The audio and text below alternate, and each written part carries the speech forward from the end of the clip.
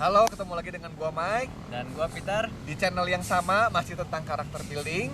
Yes. Hari ini kita akan bicara tentang M1 yang ada di kaki kanan, yaitu moral. Moral ini kita adaptasi dari teorinya Lawrence Kohlberg yang berbicara mengenai perkembangan moral dibagi menjadi 3 tingkatan dan masing-masing tingkatan dibagi menjadi 2 tahapan. Kita masuk ya di tingkatan yang pertama, yaitu tingkatan prakonvensional. Prakonvensional ini moral seseorang dipengaruhi oleh keadaan eksternal. Dalam tahapan pertama mungkin akan terlihat ya. Tahapan pertama itu yang disebut dengan hukuman dan kepatuhan ya. Disebutnya apa? Obedience and punishment. Mungkin contohnya Peter bisa kasih. Ya, reward and punishment, obedience and punishment. Udah jelas dari arti katanya ya.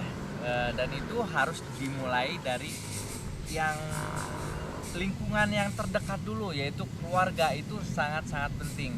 Jadi kalau orang tua melihat anaknya nakal, itu harus dikasih punishment. Kalau anaknya baik, udah jelas itu harus dikasih reward. Jadi anak sudah bisa membedakan mana yang menyenangkan, mana yang tidak menyenangkan. Kalau perbuatannya jelek, dia pasti mikir dulu. Dia udah pernah Oke. Nah, maju ke tahap berikutnya, tahap 2, yaitu yang disebut dengan self interest atau ketertarikan pribadi. Jadi mungkin di sini seseorang itu akan melakukan perbuatan baik berdasarkan reward yang akan dia terima, ya, berdasarkan ketertarikan yang dia inginkan. Mungkin Peter bisa memberi contohnya lebih baik lagi. Ya, itu seperti anak kecil ketika berbuat baik terus sama orang tuanya atau sama peer groupsnya dipuji misalnya, maka dia akan Akan melakukan perbuatan bukan baik perbuatannya itu lagi diulang lagi sama dia. Oke, berarti ini sistemnya lebih reward diri sendiri ya, mereward diri sendiri. Reward diri sendiri. Nah, tingkatan yang pertama sudah selesai, kita maju ke tingkatan berikutnya, yaitu tingkatan konvensional. Pada tingkatan ini moral itu dipengaruhi oleh keputusan seseorang untuk berperan di dalam lingkungannya. Ya. Pada tahapan yang pertama di tingkatan ini disebut dengan sosial sinkron. Ya.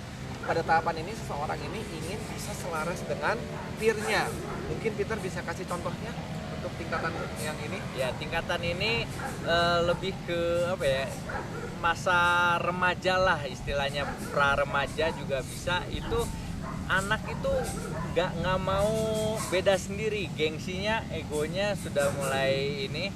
Jadi misalnya kalau ada ini satu pribadi melihat anak sekitarnya nyontek, dia pasti ingin mengikuti peer groupnya. Jadi dia juga mau menyontek. Kalau anak di sekitarnya alim-alim aja tidak menyontek, dia nggak akan mau nyontek sendiri. Itu akan menjadi awkward ya. Jadi di sini menghindari awkward sosial ya. Ya. Di sini. Oke. Nah, yang di tahapan akhir dari tingkatan konvensional ini disebut dengan maintaining social order atau menjaga tatanan sosial. Pada tahapan ini biasanya orang-orang itu sudah sadar hukum. Mungkin Peter bisa kasih contoh pendeknya. Ya. Jadi udah jelas kalau orang harus sadar hukum. Itu hukum dibuat bukan untuk memberatkan kita, tapi hukum itu dibuat untuk justru mempermudah kehidupan kita ya. Seperti misalnya orang nyetir mobil, rambu-rambu dibuat bukan untuk mempersulit kita, tapi untuk mempermudah hidup kita, Sehingga di jalan itu teratur. Dan semua bisa tepat waktu ya, tidak saling mendahului, tidak saling menghalangi. Oke. Untuk tingkatan konvensional sudah selesai, kita maju lagi ke tingkatan berikutnya, yaitu tingkatan post konvensional. Pada tingkatan ini dibagi menjadi 2 tahapan juga. Tahapan awal dari tingkatan ini adalah social contract. Biasanya orang-orang pada tingkatan ini memiliki pemikiran bahwa peraturan itu tidak kaku, bisa dinego, sehingga semua orang atau semua disebutnya stakeholder bisa mendapatkan value yang baik juga dari peraturan tersebut. Mungkin Peter bisa kasih contohnya. Jadi itu peraturan bisa dinego untuk mendapatkan win-win solution di antara dua pihak. Misalnya contohnya ada suatu asrama yang tidak memperbolehkan anak asramanya untuk membawa atau memelihara binatang di asrama tersebut, sehingga mengganggu ketertiban, ketentraman anak-anak di sekitarnya. Ada satu anak yang istilahnya ya membandel gitu, bawa anjingnya ke sana dan anjingnya itu mengganggu.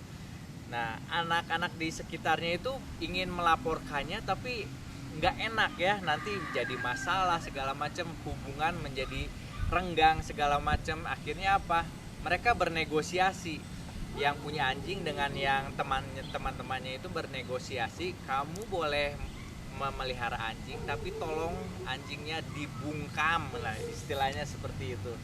Jadi bisa dinego seperti itu. Jadi pada akhirnya anjingnya tetap bisa tinggal di asrama tapi tetangganya juga tidak terganggu. Mungkin itu ya maksudnya ya. Nah, itu dia. Nah, di tahapan akhir dari tingkatan ini adalah nilai universal. Jadi moral ini mungkin bisa diterima di seluruh dunia. Semua orang akan berpikir bahwa perbuatan itu adalah nilai moral yang baik dan semua orang setuju di seluruh dunia. Ya. Mungkin Peter bisa kasih contoh untuk di tahapan yang tinggi ini. Contoh paling nyata, paling real itu Mother Teresa, bro. Dia itu dulunya itu hidup enak, berkecukupan, tapi dia melihat orang sekitarnya ternyata hidupnya sangat susah. Jadi dia keluar dari zona nyamannya dia menuju zona yang tidak enak. Orang melihat itu gila, buat apa sih itu, ngapain, udah hidup enak, udah hidup berkecukupan, mau kotor-kotoran dengan gelandangan buat apa? Tapi Mother Teresa dengan yakinnya, dengan keyakinannya, dia tetap melakukan itu semua, dan pada akhirnya kita tahu semua orang memuji tindakan Mother Teresa. Ya, jadi pada tahapan ini memang salah satu ciri yang kuat adalah orang tersebut biasanya memperjuangkan nilainya, walaupun pada akhirnya dia akan melawan seluruh dunia tanpa mendapat dukungan di sana, dia akan melakukannya. Itu memiliki pendirian yang kuat dalam memilih tindakan moralnya. Ya, mungkin untuk perkenalan moral segitu aja. Akan ketemu lagi dengan kami di episode selanjutnya. Stay tune.